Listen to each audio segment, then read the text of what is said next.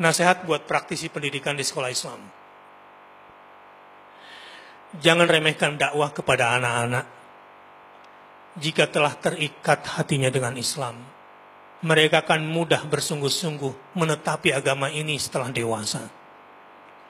Jika engkau gembleng mereka untuk siap menghadapi kesulitan, maka kelak mereka tak mudah ambruk hanya karena langkah mereka terhalang oleh kendala-kendala yang menghadang.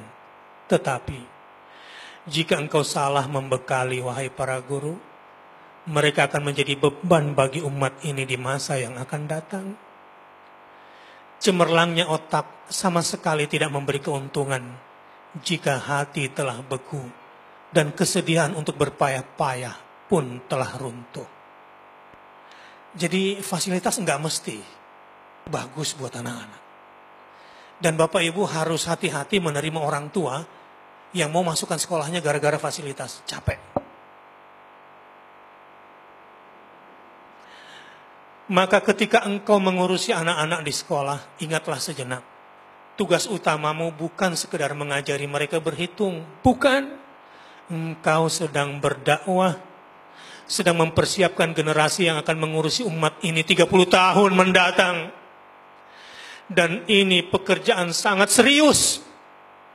Pekerjaan yang memerlukan kesungguhan berusaha, niat yang lurus, tekad yang kuat, serta kesediaan untuk belajar tanpa henti. Kemarin saya diundang oleh psikolog-psikolog yang tobat, yang mengajarkan sesuatu yang keliru pada para guru. Saya diminta untuk tausiah, saya bilang enggak, saya ingin belajar pada Anda. Saya juga ingin tahu dan ingin belajar kesalahan Anda. Jangan berhenti untuk belajar.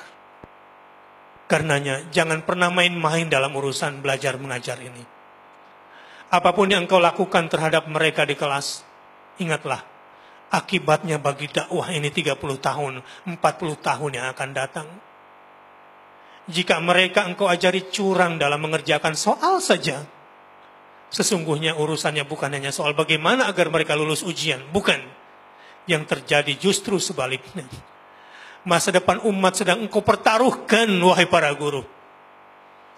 Tidakkah engkau ingat bahwa induk segala dusta adalah ringannya lisan untuk berdusta, dan tiadanya beban pada jiwa untuk melakukan kebohongan? Taufik Ismail pernah bertutur dalam puisinya ketika datang ke sebuah sekolah dan bertanya kepada kepala sekolah, Pak Kepala Sekolah, apakah masih ada pendidikan jujur di sekolah ini? Wah, maaf Pak Wali Murid, sudah lama kami tidak mengajarkan kejujuran di sini. Sebab kalau kami mengajarkan kejujuran di sekolah, maka sekolah kami tidak akan pernah menjadi sekolah unggulan. Mungkin sudah mengerti maksudnya. Maka ketika mutu pendidikan anak-anak kita sangat menyedihkan, urusannya bukan sekedar masa depan sekolahmu, bukan. Sekolah ambruk bukan berita paling menyedihkan. Meskipun ini sama sekali tidak kita inginkan. Mungkin karena rewat sekolahnya. Yang amat perlu kita khawatiri justru lemahnya generasi yang bertanggung jawab menegakkan din ini 30 tahun mendatang. Apa yang akan terjadi pada umat ini jika anak-anak kita tak memiliki kecakapan berpikir, kesungguhan berjuang, dan ketulusan dalam beramal? Kelemahan terbesar anak-anak sekolah sekarang adalah tidak punya yang namanya thinking skill.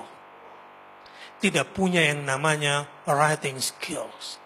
Tidak punya kemampuan communication skills yang baik. Dan akhirnya sebetulnya kebanyakan anak sekolah ini adalah tidak punya life skill yang bagus.